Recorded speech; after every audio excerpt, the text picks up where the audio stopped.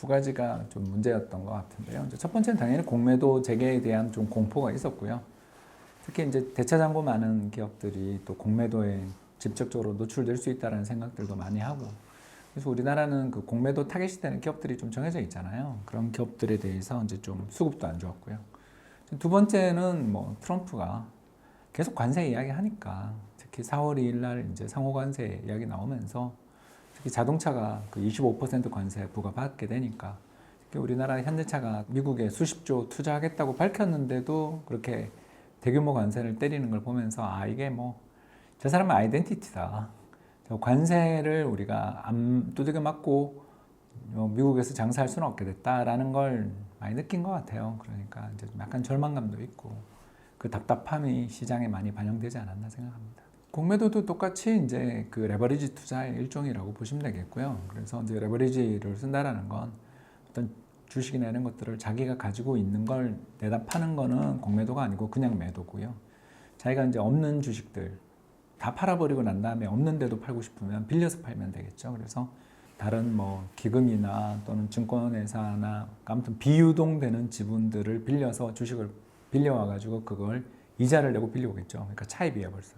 차입해서 이제 그걸 파는 그런 걸 하게 되면 주가가 하락하면 하락할수록 이미 나는 팔아놓은 상태에서 갚을 때 차익을 정산할 수 있잖아요. 예를 들어서 내가 100만 원짜리 주식을 빌려왔는데 이걸 나중에 30만 원에 돌려주면 되잖아요. 주가가 70% 빠졌다면.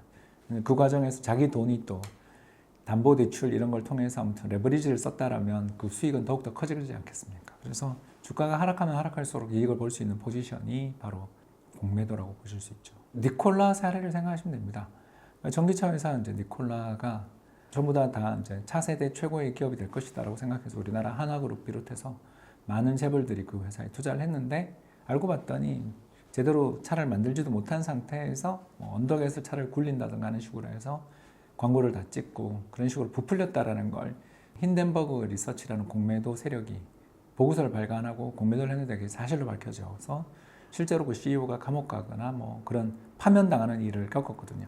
이런 사례에서 보는 것처럼 어떤 기업이 좀 아무 허실 내용도 없이 고평가되어 있는 걸 공매도를 함으로써 수익을 내겠다는 사람들은 또 그 실패하면 큰 손실을 보잖아요. 큰 손실을 무릅쓰고 그 회사의 주식을 매도함으로써 떨어뜨림으로써 이 가격 차익을 누리겠다라는 게 공매도기 때문에 그 공매도를 한다는 자체는 일단 시장에서는 사는 사람만 있는 시장에서 파는 사람도 나오게 되니까 유동성이 일단 좋아질 것이고, 왜냐하면 가만히 묶여있던 주식들이 시장에 나오니까 유동성도 좋아지지만 두 번째는 그 회사에 감추고 싶었던 잘못된 어떤 관행이나 이런 것들을 폭로함으로써 시장을 더욱더 투명하게 만들 여지들이 생기겠죠. 그렇기 때문에 외국인들은 공매도가 있는 시장을 좋아할 수밖에 없다.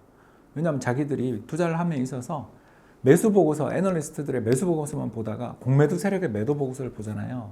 그러면 크로스 체크가 되잖아요. 훨씬 더 제대로 된 이해가 가능하지 않겠습니까? 그래서 공매도를 아예 처음부터 금지한다 이렇게 이야기해버리면 이제 주식을 올리지도 못했잖아요. 실제로 공매도를 금지했지만 주식 가격을 올리지도 못했고 전 세계 글로벌 증시가 랠리를 펼치는 동안 우리는 빠졌잖아요. 거기다가 두 번째가 투자자들 입장에서 본다라면 수급에도 뭐 별로 도움되는 것도 없었고 더 나가서 이 시장은 불투명한 시장이다.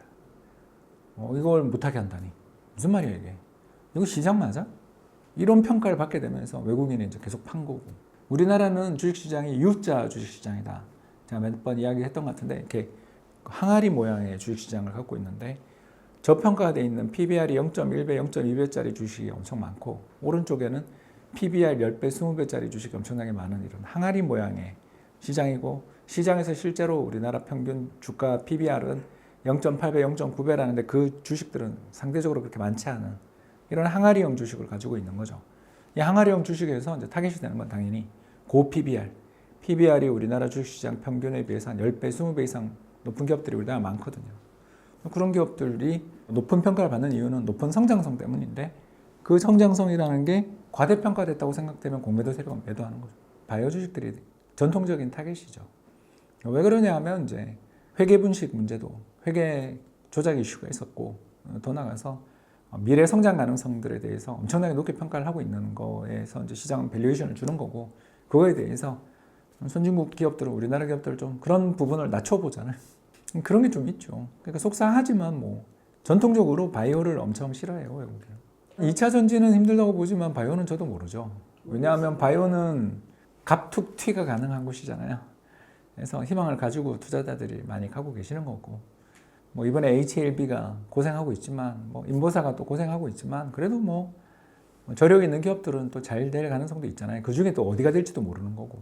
반면 2차 전지는 지금 전기차 캐즘도 캐즘이지만 양쪽에서 파도가 밀려들고 있잖아요. 하나는 LFP 중국 쪽에서 저건 뭐 싸구려다, 저거 충전해봐야 오래 가지도 못한다라고 평가받던 LFP가 막 500km씩 가는 게 이제 나오기 시작했고, 또 한쪽에서는 내후년이죠. 2027년인가 26년에 도요타에서 전고체 배터리 자동차가 나온다 그러면 양쪽에서 이렇게 어마어마한 기술력으로 협공이 들어오는데 과연 우리나라 기업들이 그걸 견뎌낼 만한 힘을 가지고 있냐. 그 LG 에너지 솔루션이 어마어마하게 대규모 상장을 했던 것, 그리고 이번에 삼성 SDI가 또 대규모 증자를 한 것, 이런 것들을 보시면 알겠지만 굉장히 돈이 지금 앞으로 많이 필요하고 힘든 시기가 다가오니까 그렇게 서둘러 자금 조달하는 거 아니겠냐, 이렇게 좀 보여지잖아요.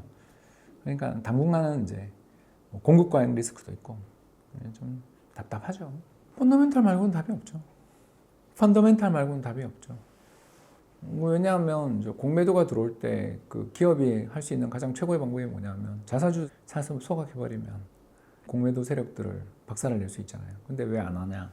그럴 돈이 없거나 지금 투자하기도 바쁘거나 아니면 공매도 세력들이 들어와서 주가가 빠져도 난 상관없다라고 생각하기 때문이거나 일 텐데, 일단 그 모든 것의 기저에는 긍정적으로 해석을 하면 우리 회사 실적이 너무너무 잘 나와서 괜찮은데 뭘 그런 걸 걱정해라는 생각이 있으면 사실 뭐 그 셋 중에 하나라도 하지 않겠습니까? 근데 뭐 안 하는 기업들이 대부분이고, 그래서 공매도 세력들이 필요한 거죠.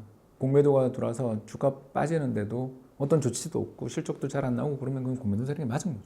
기업들이 웬만하면 증자를 잘 안 하는 게, 증자할 때 주가 폭락하고 그 뒤로도 주주들하고 관계도 나빠지고 필요할 때 돈도 못 받고 그러기 때문에 잘 증자를 안 하는데, 그렇게 서둘러 대규모 증자를 한다, 이건 굉장히 안 좋은 뉴스일 가능성이 높거든요. 그런 뉴스를 가지고 했는데도 그 리스크를 무릅쓰고 증자를 했는데도 또 실패했다, 이러면 이제 더 진짜 큰일 나는 거잖아요. 그런 경우들이 많죠. 그렇기 때문에 어떤 기업에 투자를 할 때 있어서 제일 먼저 봐야 되는 게 일단 이 회사가 돈을 벌고 있나. 돈을 못 벌고 있다면 대부분 못 벌겠죠, 이제 성장 기업들은. 그러면 이 회사가 정말 매출이라도 늘고 있나. 세 번째, 그러면 매출도 안 늘고 있다면 감추고 있는 신제품이라는 게 정말 시장에서 그 시장에 있는 플로우 사람들이 이 신제품을 정말 미래가 다 좌우할 만한 신제품이라고 보고 있고 경쟁자는 없는가, 이런 과정을 거쳐야 되는데 이런 과정을 거쳐서 투자하신 분들이 그렇게 많을까? 저는 그렇게 생각 안 하거든요. 우리나라 주식시장은 이거 좋다더라 하면서 하지, 그 회사 공시 정보라든가 사업 보고서 한번 읽어보는 사람이 얼마나 될까? 그렇기 때문에 우리나라 주식시장에 외국인이 그렇게 공매도하러 오는 거죠. 야, 여기 물반 고기 반이다 그러고 오는 거죠. 저는 싸면 좀 절망이 그게 달렸을 때 좀 사자. 근데 너무 희망 베팅은 하지 말자라는 입장인 거죠.